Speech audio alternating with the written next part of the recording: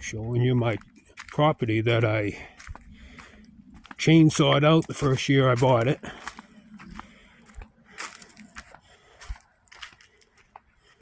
So I'm the first person to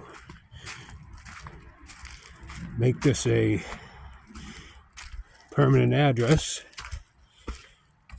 And that was back in 2012 I closed on it.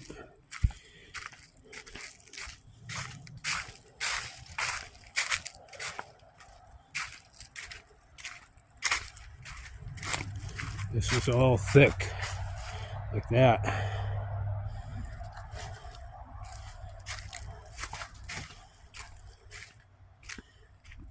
Take my ATV down here.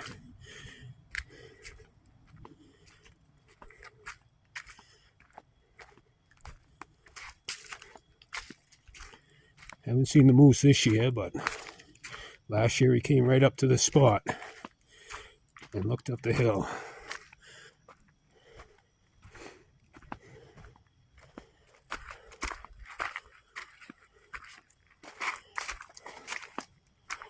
There's my fire pit. Well, you all have a beautiful day, and I'll talk to you soon. Peace and love.